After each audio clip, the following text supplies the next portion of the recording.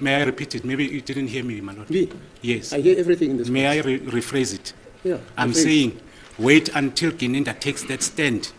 That's when I'm going to conclude that he fabricated evidence in On what this court. basis? Can I know? Wait until the court will wait until Gininda take a stand. I see. Okay. Yes. Fine. I don't want to put it now to him, but I'll make my own conclusions when Gininda takes that stand. I'm not here to present evidence, my lord. No, that is never my duty. No, it is him. It's the witness. I'm trying to demonstrate to him that he might not be accurate in saying that in all the cases, because there are appeal processes. Just behave, please.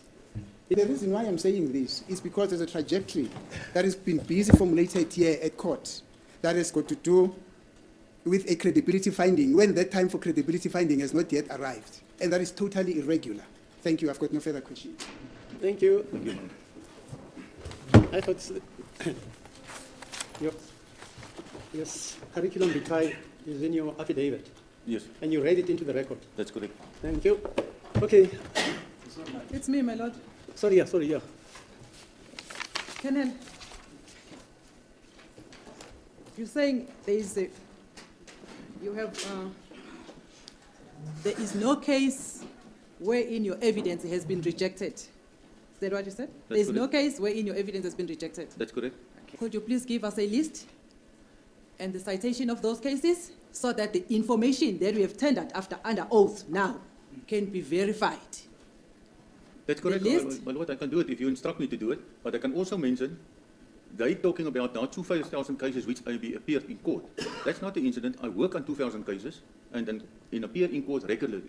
It's not 2,000 cases. And I can tell now, the investigation officers contact me. We monitor my old cases. So I can just go, if I still got the records, because why must I keep the records still? If the investigation officer was part of my team that time, not phoning me now and say that is the result of that, I won't have any record anymore. If you can just give us citation, then we'll be able to do the research on our own. And the reason why, Colonel, I'm asking for this proof is because this is a court of law. Whatever that you say in court, it must be substantiated by evidence. That's why I'm saying give us citation so that we can go and research those cases to verify if your evidence has never been rejected in all of those 2,000 cases. That's my word. Yeah, you just said you understand the meaning of taking an oath. Which oath were you referring to? The oath when you are being employed or the oath that you take here in court when you are testifying? Which oath were you referring to? No comment, my lord. Because it seems to me we're playing now. Colonel, from your experience in the service of the SAPS, there are many police officers who have testified against the accused or about the accused in cases that they've dealt with. Do you understand? Yes. And some of the evidence of those police officers had been rejected, not on the basis that they knew the accused that they were working with or the suspects they were working with, but the test for rejecting evidence is the unreliability and authenticity of evidence that that individual is testifying about, which is not the case in your evidence. My lord, I can testify the same about her. She's unreliable, trying to put me in a way, so we can point fingers to each other in this court. Thank you, my lord. I have no further. Thank you, my lord. I have no further questions. It shows the experience of being a colonel, the way you are responding. And you as an advocate. You know what? Thanks ever so much. Thank you, my lord. Assistance. I know it was disconcerting for you to break off your vacation, For my long leave. your long leave. Okay, we appreciate your Thank you, my lord. efforts. Okay. And there you have it, Mzansi, the finale, okay, of Steyn versus the defense team. Mshololo, okay, Mshololo takes it off. Mshololo takes the baton. Mshololo takes the baton from Mnisi and keeps running. Do you think she nailed the final coffin in? Do you think she nailed the final nail in the coffin, or did she leave a little bit of room for Steyn to come out, okay, after being buried alive? So, you saw what happened. Ngomezulu came through with the tough questions and told the judge, you're going to wait until Gininda comes, okay? Where is Gininda? I still want to know. Where is Gininda? Because we were told he was coming right after who? After Steyn. But then from there we go to Mnisi. Mnisi ended it with why is the court trying to why is the court Why, and Mnisi ends it with, why is the court now doing a credibility finding when the time to do that has not arisen? But here is the court doing it, and that is totally irregular.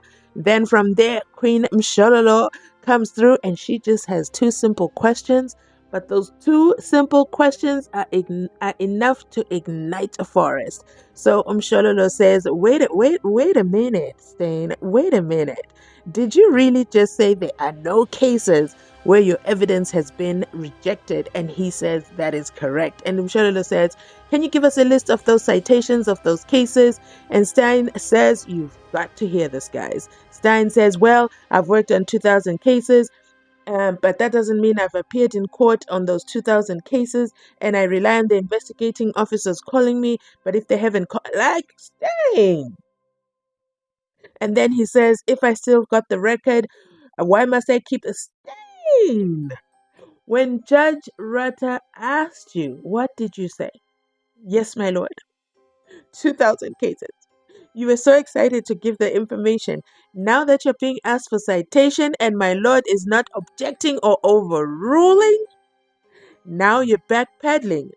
I see you, Steyn. I see you backpedaling. But you know what is hilarious? My attention is now drawn right back to the judge. Guys, what is the difference between the question Mshololo asked and the question that Mnisi asked? Those are two same questions.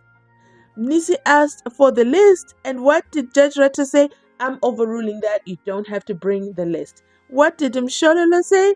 Bring the list. Give me a list of citations, and we will do the verification ourselves. And Judge Rutter says what? Absolutely nothing. This is in the same day, guys. In the same paragraph. I don't know if they do the transcripts. It's in the same paragraph. In the same less than 10 minutes apart. The same judge the second time says, is Judge Rutter now picking fights with Mnisi? So it's Ngome Zulu down, Mnisi down, Mshololo still standing. But doesn't end there. Mshololo goes ahead and says, don't worry about it. Give us the citations. We'll do the investigations ourselves, okay? Don't worry too much because we know you're retired over there, okay? And she then explains the reason I am asking this is a court of law. Whatever you say in court must be backed up by evidence. So if you say you've got 2,000 cases that have never been rejected, not a problem. Not a problem. Give us the proof. And we'll be all copacetic. And then what else happens? Mshololo goes on to say, do you understand the meaning of an oath? Now there she got on his last nerve, like the very, very last nerve. But I think her question was fair. You just said you understand the meaning of an oath. Which of the oath are you referring to? The one when you were hired, when you were employed, or the one here in court? Steyn says no comment because it seems we are playing games now. Mshololo says, listen. From your experience in the service of the South African police services, some policemen have testified not because they know the accused. Because, Judge Rutter said, do you know any of the accused? For a judge, that was weird, if I'm being honest. Why would the judge ask that? And has he asked every other witness that question? Why this? Why this witness? Because he knows his testimony was very, very detrimental to the state's case. And now he himself, Mr. Judge, had to ask those additional questions so that he can substantiate his judgment, as in the guilty judgment of the 5 accused. Because we all know so far that's what we see. It's a guilty judgment, whether we like it or not. But he is now substantiating so that no one can say, but Steyn this and that. So he's substantiating Steyn's evidence has never been rejected, so I went on that. You see what he's doing? He's preparing us, members of the jury, ahead of time. But I digress. No. Mshololo goes on to say there are policemen who have testified against the accused in cases that they have dealt with and don't even know the accused, but their evidence was rejected, and their rejection had nothing to do with knowing these people, okay? It has to do with their reliability and authenticity. The word is not coming. Woo! English. Okay, let's try one more time.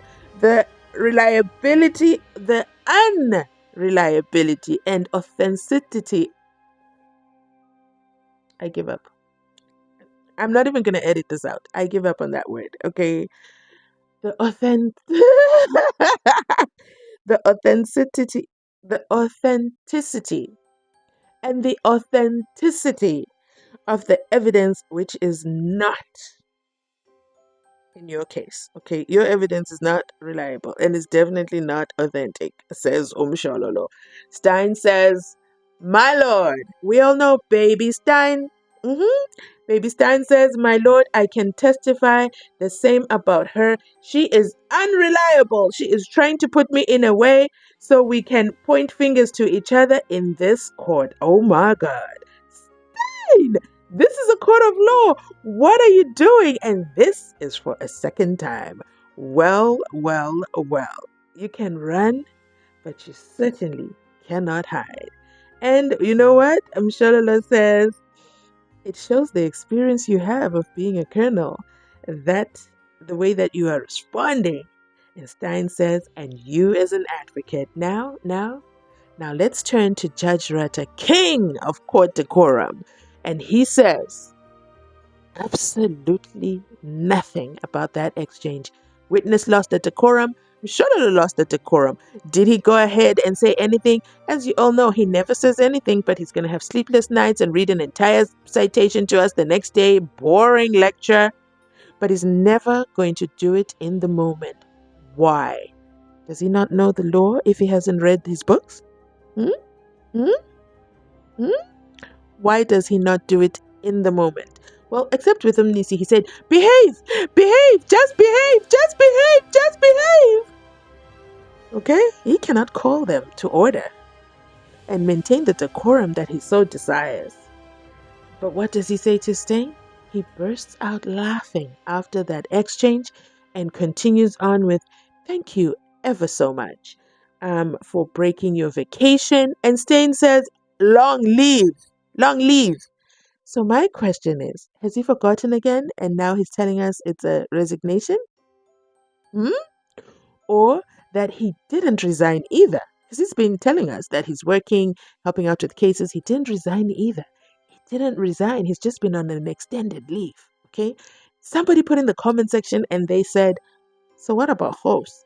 If Steyn is saying his position hasn't been replaced, what the hell is host doing? Because host told us he's replacing. Do you see the web? The web is tangled. This is such a situationship. It's not even clear, okay? But this is the end of the video. Let me know in the comment section your thoughts on the finale, okay? Steyn is gone. Do you think they will call him a third time to clarify?